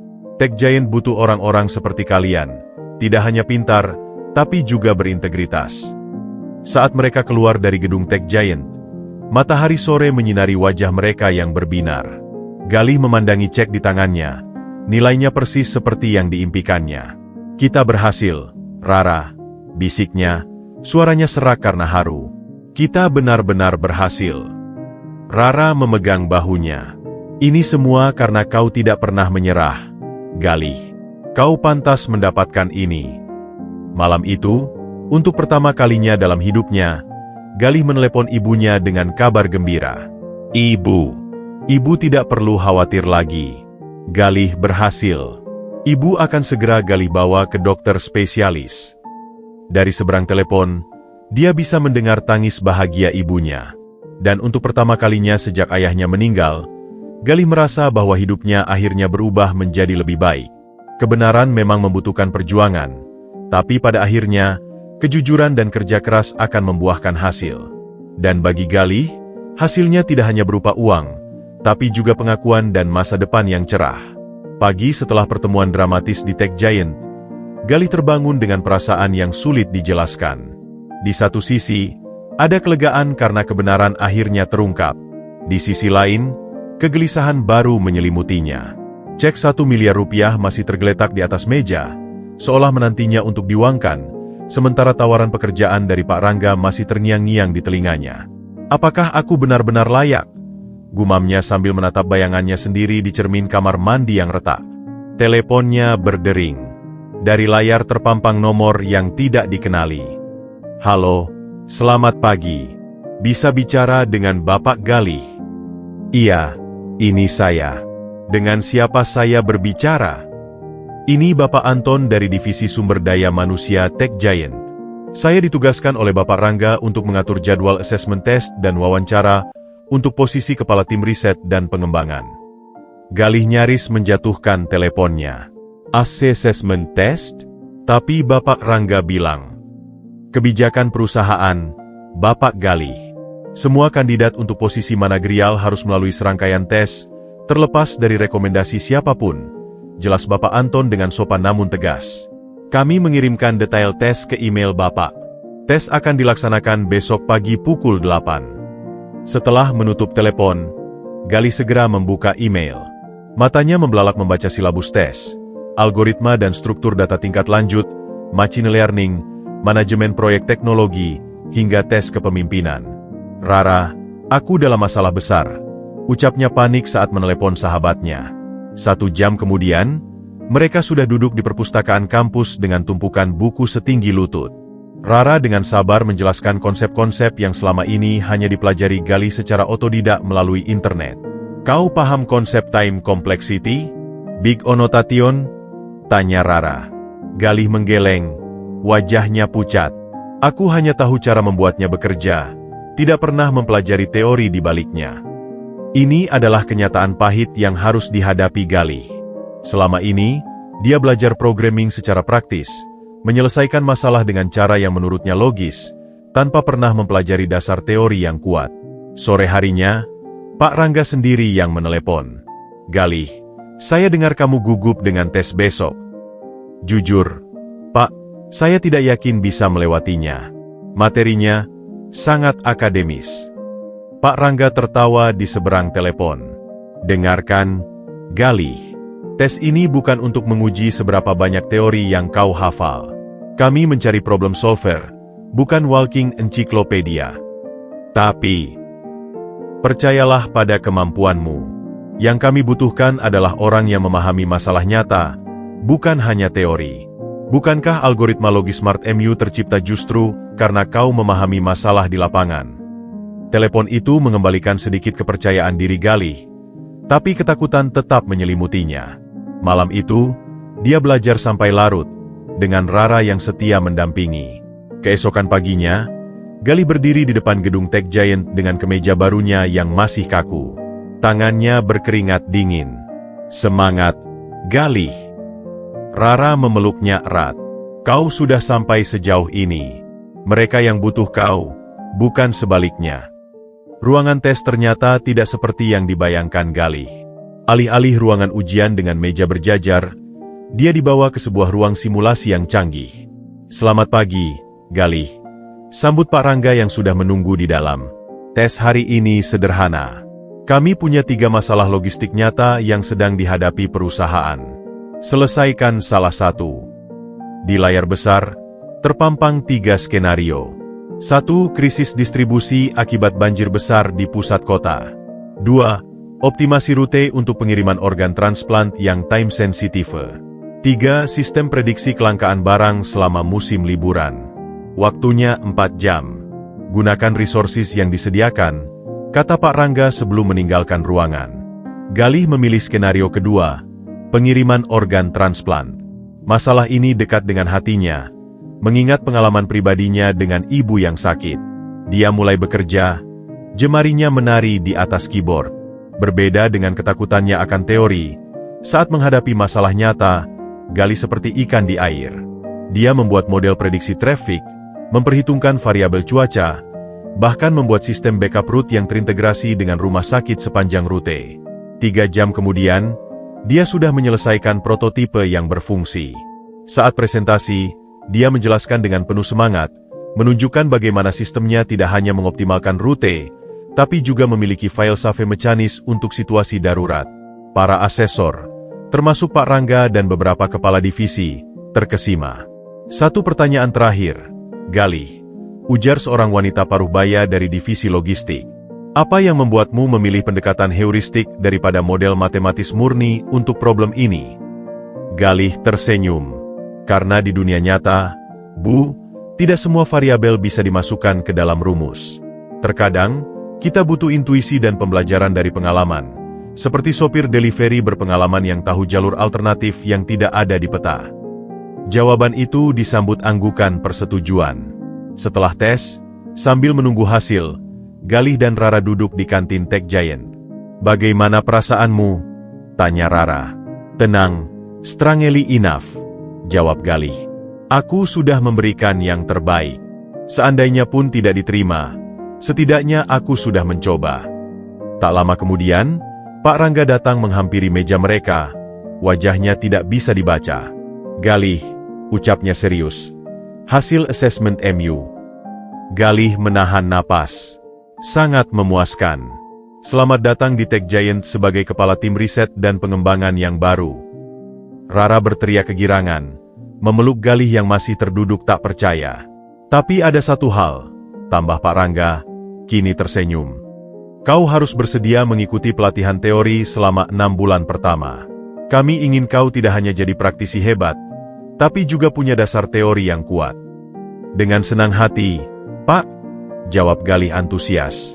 Perjalanan pulang hari itu terasa sangat berbeda. Galih tidak hanya membawa cek 1 miliar, tapi juga kontrak kerja dan masa depan yang pasti. Sekarang ibu benar-benar bisa berobat dengan tenang, bisiknya pada foto ibu di teleponnya. Babak baru dalam hidupnya akan segera dimulai.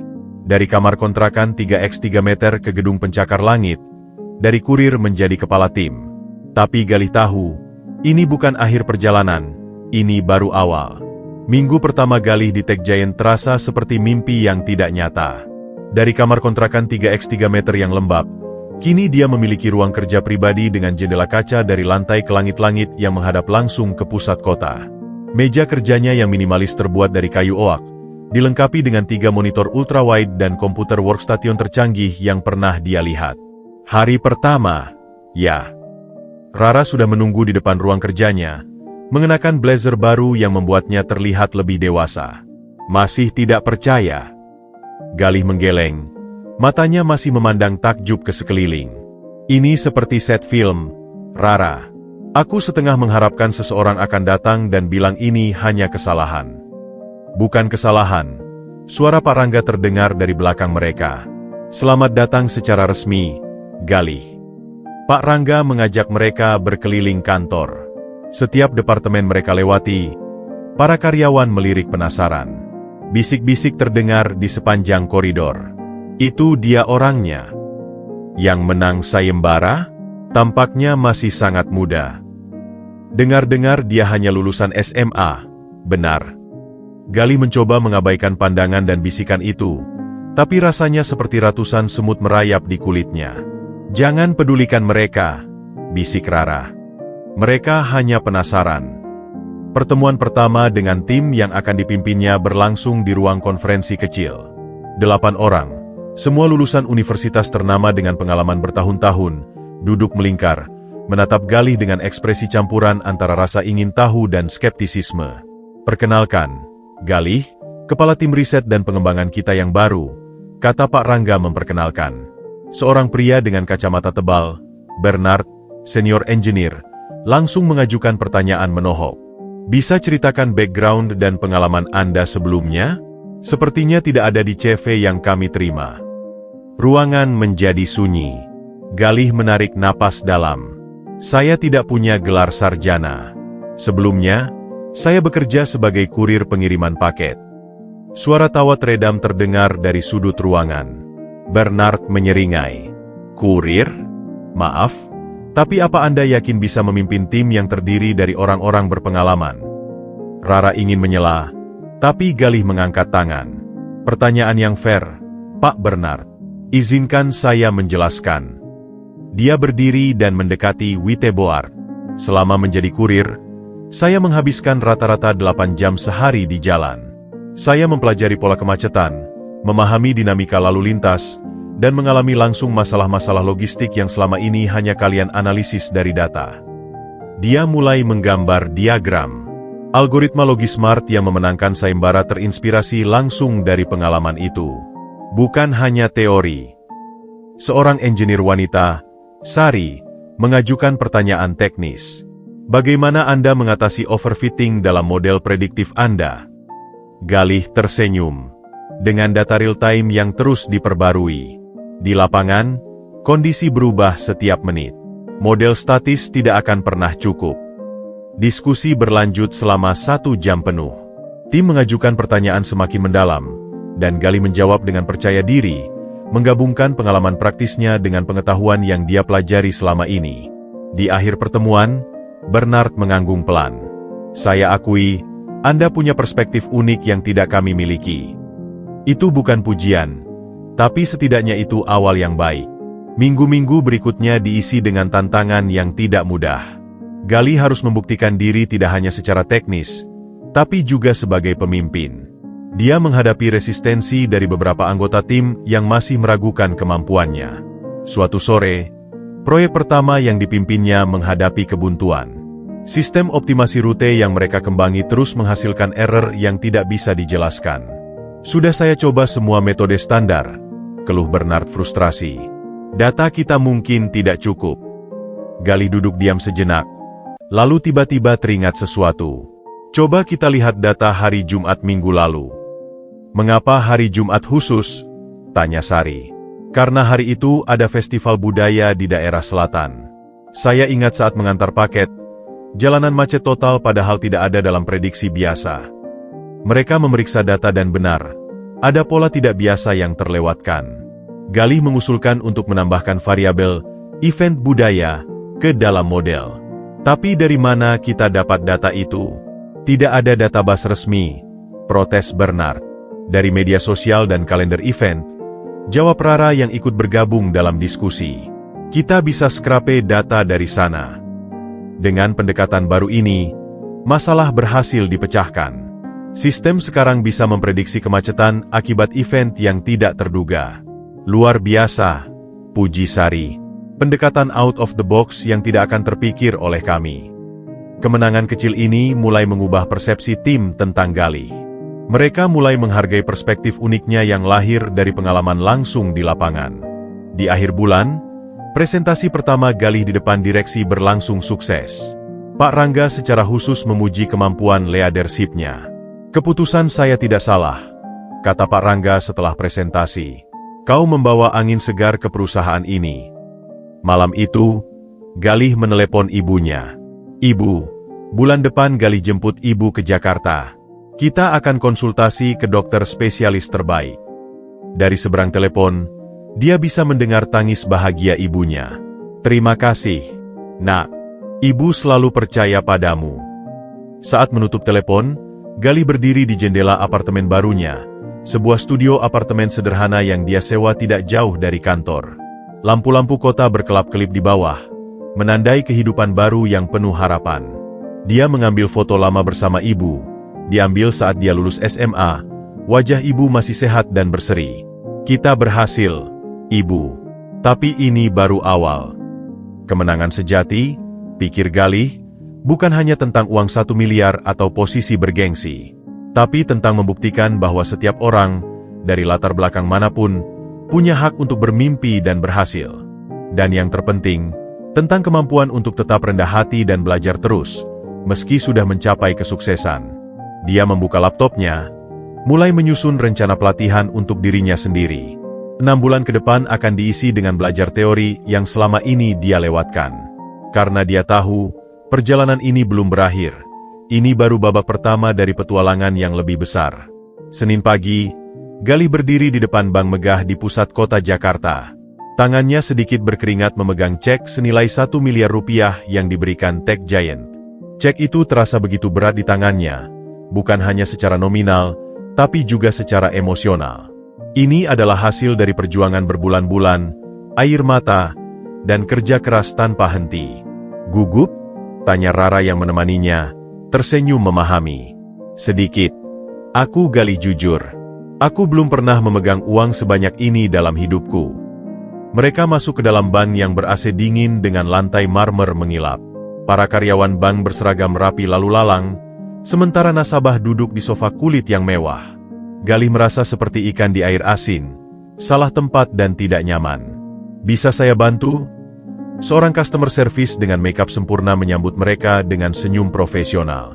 Saya ingin membuka rekening dan menyetor cek ini, kata Galih, menyerahkan cek yang sudah agak lecek karena terlalu sering dibuka dan dilipat.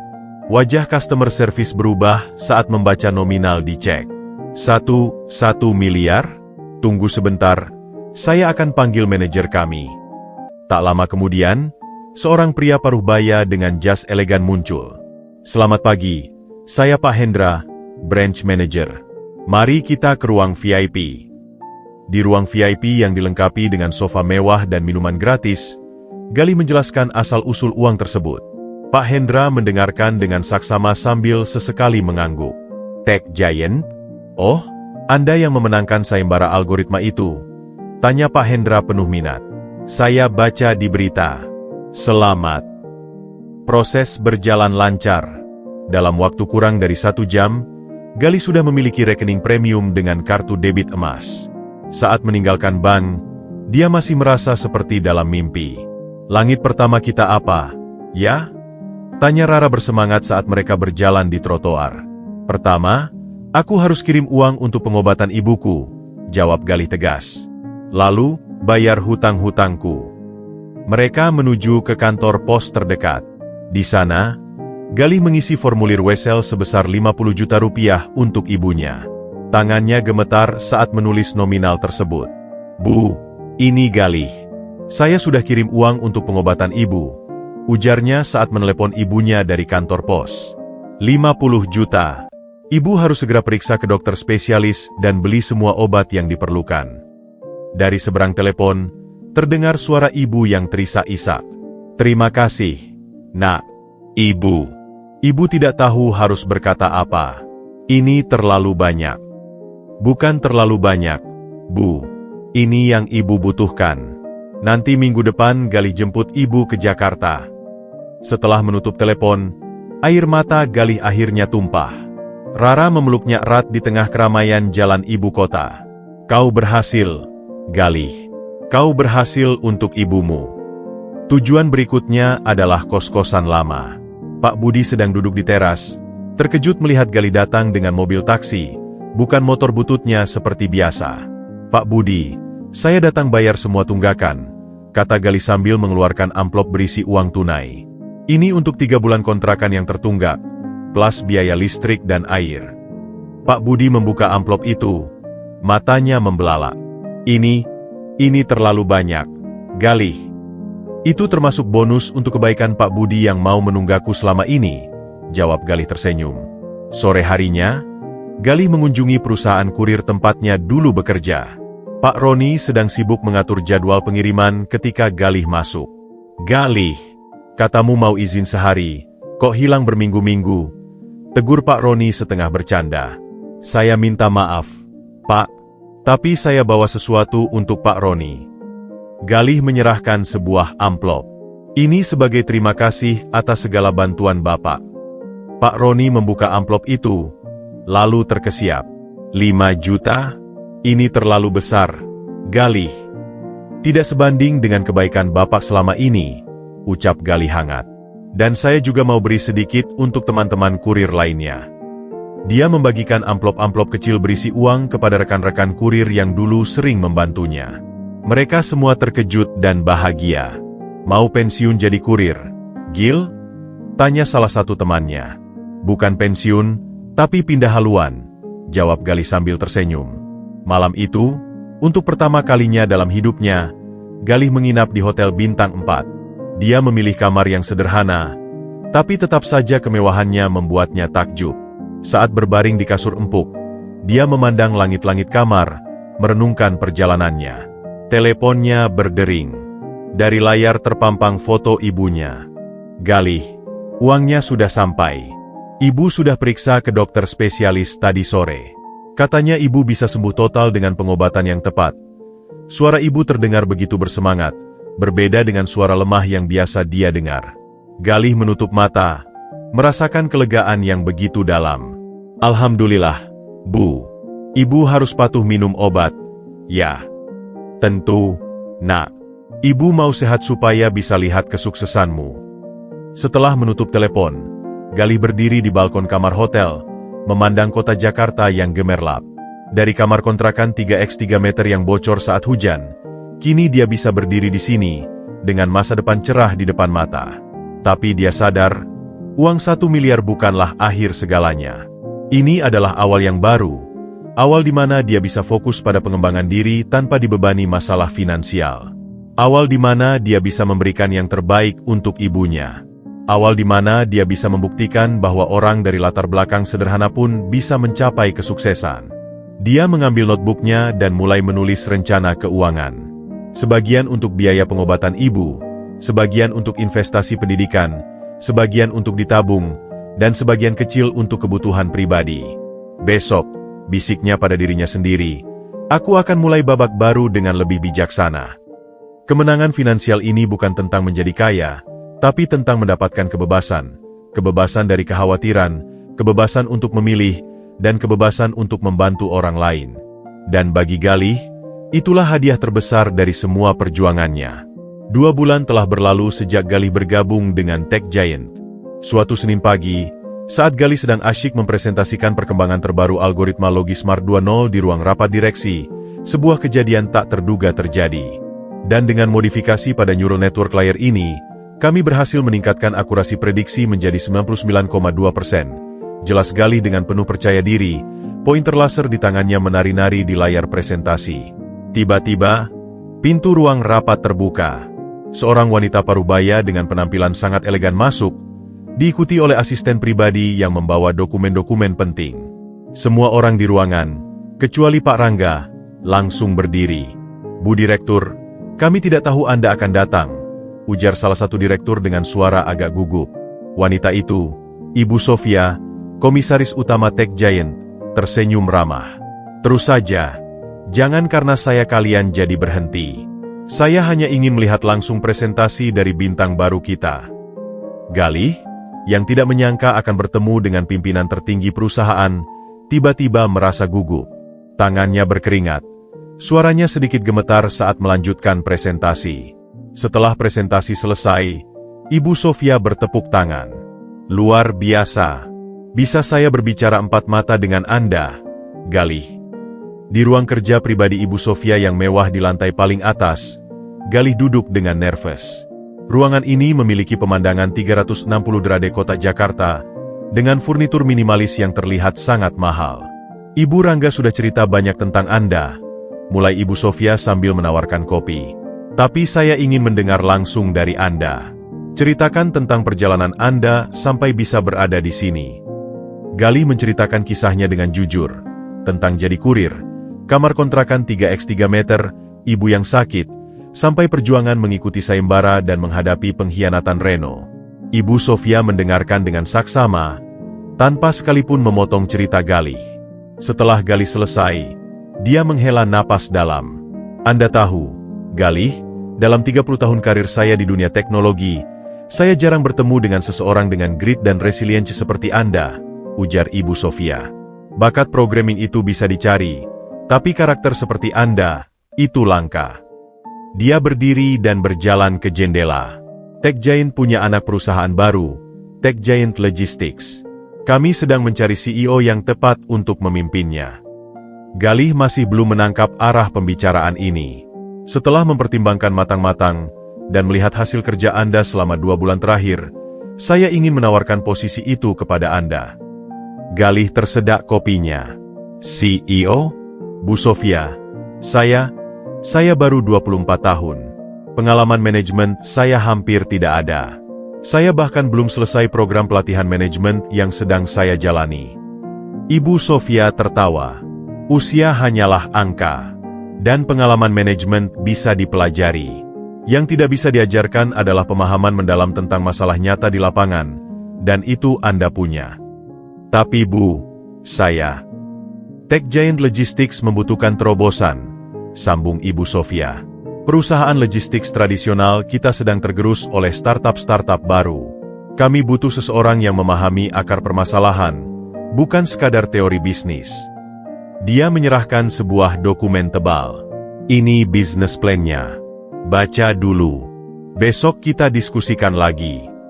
Saat Galih keluar dari ruangan Ibu Sofia, kepalanya masih pusing. CEO? Itu bahkan tidak pernah terbayang dalam mimpinya yang paling liar. Rara yang menunggu di luar langsung menghampiri. Ada apa?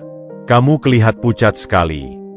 Rara, kamu tidak akan percaya, bisik Galih. Ibu Sofia menawarkan saya posisi CEO untuk anak perusahaan mereka.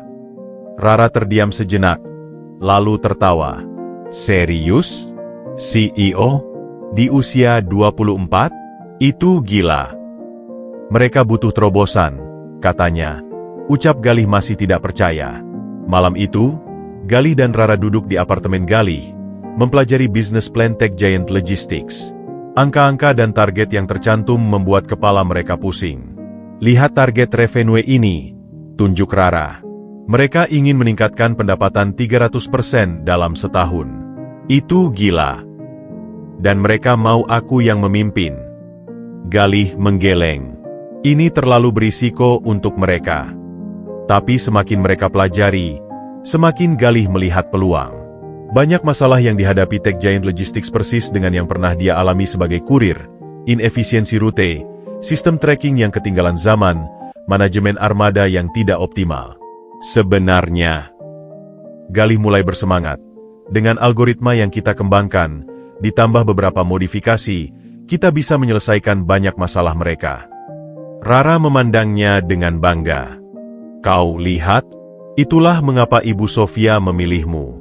Kau punya solusi, bukan sekadar teori.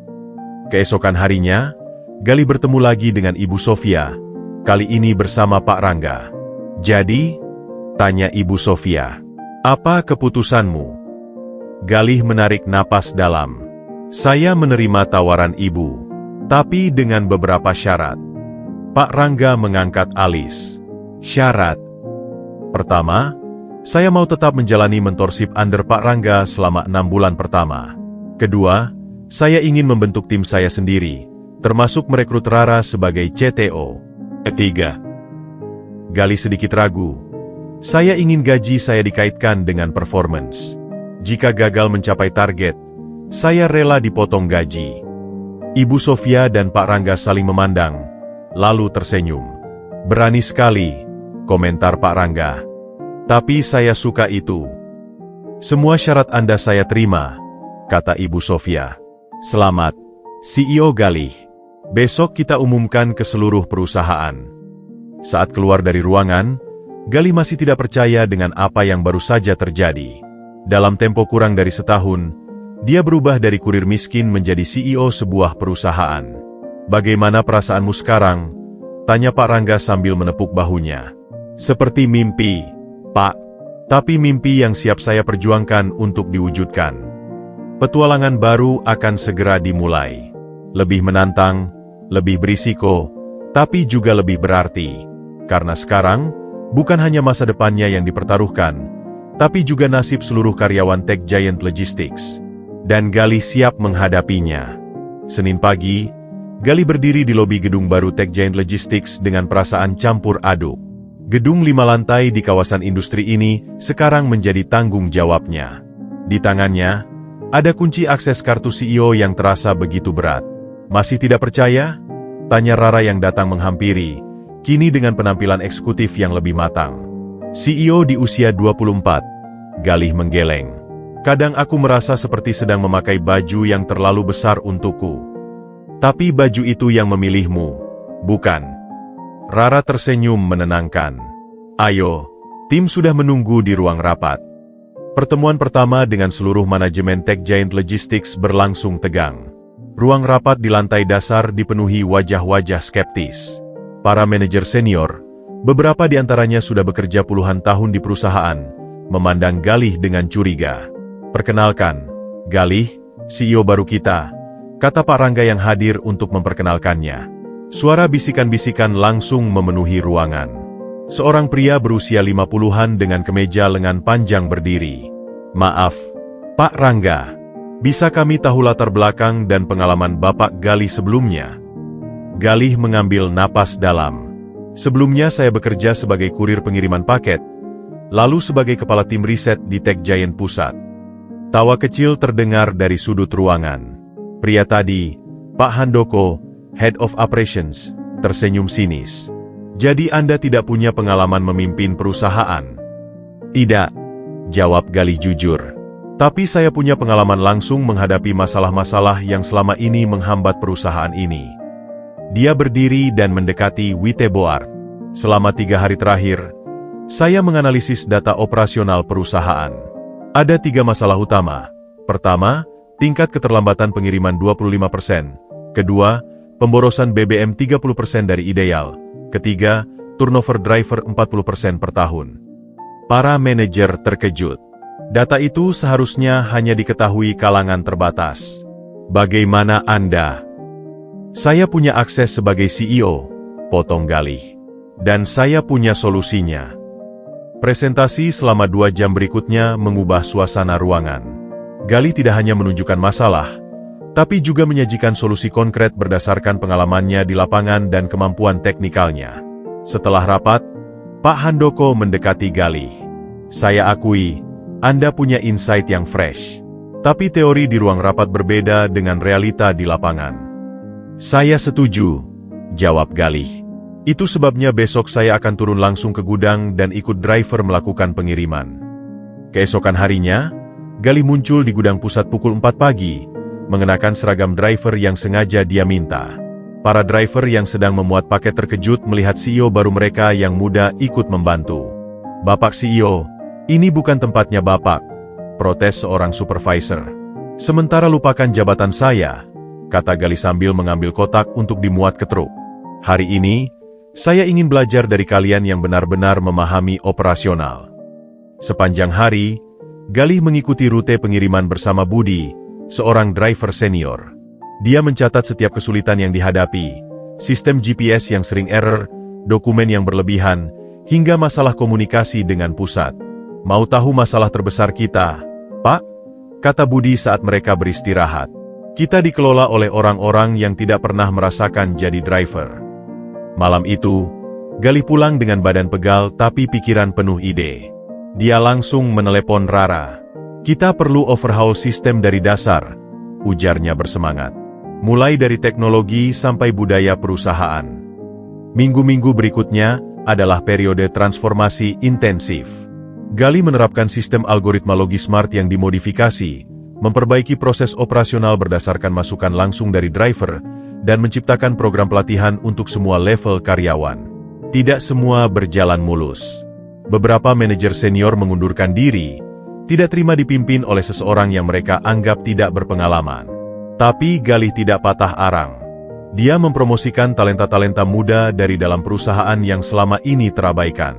"Kita butuh darah baru," katanya dalam rapat direksi. "Orang-orang yang tidak terikat dengan cara-cara lama." 3 bulan kemudian, hasil mulai terlihat. Tingkat keterlambatan pengiriman turun menjadi 5%, efisiensi BBM meningkat 25%, dan turnover driver berkurang drastis. Pada rapat evaluasi triwulan, Pak Rangga dan Ibu Sofia hadir secara khusus. "Saya tidak bisa berkata-kata," ujar Ibu Sofia melihat laporan kinerja. "Dalam waktu 3 bulan, Anda berhasil membalikan tren negatif yang sudah berlangsung 5 tahun. Ini berkat seluruh tim," jawab Galih rendah hati. "Saya hanya memberikan tools yang mereka butuhkan dan mendengarkan masukan mereka." Saat keluar dari gedung, Galih menerima telepon dari ibunya yang sekarang sudah tinggal bersamanya di Jakarta. "Bagaimana harimu, Nak?" "Ibu lihat di berita, perusahaanmu dapat penghargaan." Galih tersenyum. "Alhamdulillah baik, Bu. Nanti malam kita makan di luar, ya? Rayakan kesuksesan kecil kita." Dia menutup telepon dan memandang gedung perusahaan yang sekarang sudah seperti rumah kedua. Perjalanan dari kurir miskin ke CEO mungkin tidak biasa, tapi Galih membuktikan bahwa yang terpenting bukanlah latar belakang, tapi kemampuan belajar, kerja keras, dan yang paling penting, tidak pernah lupa dari mana asalnya. Babak baru hidupnya bukan lagi tentang bertahan hidup, tapi tentang membuat perbedaan. Dan dia baru saja memulai. 2 tahun telah berlalu sejak Galih mengambil alih kepemimpinan Tech Giant Logistics. Suatu pagi yang cerah, dia berdiri di panggung utama Jakarta Convention Center, mengenakan setelan jas sederhana namun elegan. Di hadapannya, ratusan pasang mata menyorot penuh hormat, para eksekutif, investor, dan media terkemuka berkumpul untuk menyaksikan peluncuran inovasi terbarunya, LogiVision, platform logistik revolusioner yang menggabungkan AI prediktif dengan blockchain tracking. "Bapak-bapak, ibu-ibu yang saya hormati," Galih memulai presentasinya dengan suara mantap. 2 tahun yang lalu, saya hanyalah seorang kurir yang bermimpi bisa mengubah nasib. Hari ini, bersama tim hebat di Tech Giant Logistics, kami mempersembahkan solusi yang tidak hanya akan mengubah industri logistik, tetapi juga membantu usaha kecil dan menengah berkembang. Di sisi panggung, Ibu Sofia dan Pak Rangga duduk dengan bangga. Mereka menyaksikan bagaimana anak didik mereka telah tumbuh menjadi pemimpin visioner yang diakui secara nasional. Setelah presentasi yang memukau, sesi tanya jawab dimulai. Seorang jurnalis dari media ternama mengangkat tangan. "Pak Galih, sebagai CEO termuda di industri ini dengan latar belakang yang tidak biasa, apa kunci kesuksesan Anda?" Galih tersenyum, matanya berpindah ke arah Rara yang duduk di baris pertama, lalu ke ibunya yang duduk di sampingnya dengan air mata kebahagiaan. "Kesuksesan saya berdiri di atas 3 pilar. Pertama, kegigihan untuk tidak pernah menyerah meski dalam kondisi paling sulit. Kedua, keberanian untuk tetap jujur dan berintegritas. Ketiga," dia berhenti sejenak, "mengelilingi diri dengan orang-orang yang percaya pada visi kita, bahkan ketika kita sendiri kadang meragukannya." Acara berlanjut dengan demo teknologi LogiVision yang menakjubkan. Platform ini tidak hanya mampu memprediksi rute optimal dengan akurasi 99,9%, tetapi juga memberikan akses bagi UMKM untuk bersaing dengan perusahaan besar dalam hal efisiensi logistik. Usai acara, di lobi hotel, Galih disambut oleh kerumunan orang yang ingin berfoto dan berbincang. Tiba-tiba, Seorang pemuda dengan penampilan lusuh mendekatinya. "Maaf, Pak Galih. Saya seperti Anda dulu. Sekarang saya kerja sebagai kurir, tapi saya belajar programming setiap malam. Bisakah Anda memberi saya kesempatan?" Mata Galih berkaca-kaca. Dia teringat dirinya beberapa tahun lalu. "Tentu saja. Beri kartu namamu pada asisten saya. Besok kamu akan dijadwalkan untuk tes di perusahaan kami." Malam harinya, Galih mengadakan makan malam kecil-kecilan di rumah barunya yang sederhana namun nyaman. Ibu, Rara, Pak Rangga, dan beberapa anggota tim intinya hadir. "Ibu tidak pernah membayangkan akan melihat hari ini," ucap Ibu Galih sambil memegang tangan anaknya. "Ayah pasti sangat bangga di sana." Pak Rangga mengangkat gelas. "Bersulang untuk Galih." Dari kamar kontrakan 3x3 meter ke CEO yang mengubah industri. Ini bukan akhir, tapi awal dari petualangan yang lebih besar. Rara tersenyum penuh makna. Dan bersulang untuk Logivision yang sudah mendapatkan pre-order senilai 50 miliar dalam 1 hari saja. Suasana menjadi riuh dengan tepuk tangan. Tapi Galih mengangkat tangan untuk meredakan kegembiraan. "Terima kasih semua. Tapi seperti yang Pak Rangga katakan, ini bukan akhir. Masih banyak yang harus kita lakukan," ujarnya dengan serius. Tech Giant Foundation yang kita rilis bulan depan akan memberikan beasiswa programming untuk anak-anak dari keluarga tidak mampu. Kita akan buktikan bahwa bakat ada di mana-mana, tapi kesempatan tidak. Ibu Sofia yang bergabung via video call menambahkan, dan Dewan Direksi telah menyetujui proposal Galih untuk ekspansi ke Asia Tenggara.